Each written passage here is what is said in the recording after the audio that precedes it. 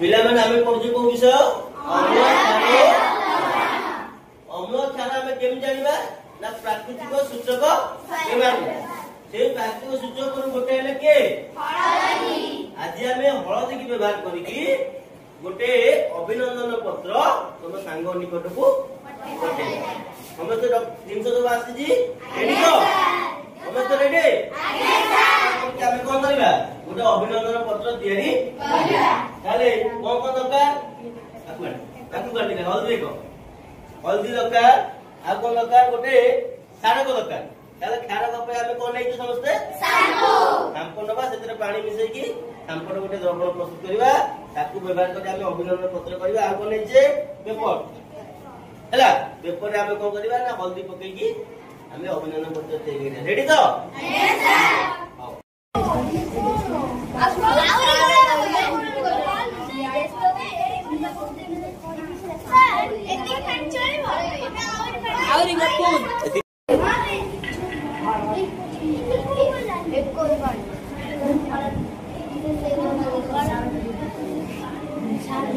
जाओ शेष रिजल्ट पाइले देखो समस्ते हलदी की प्राकृतिक सूचक भाव में व्यवहार करी आम कौन कले अभिनंदन पत्र प्रस्तुत कले कौन तुम ना आराध्या साहू ताली जाओ बहुत कम खर्च साइंश्री सत्यश्री नीलकमल आउ ईश्वर जाओ बहुत परिश्रम करी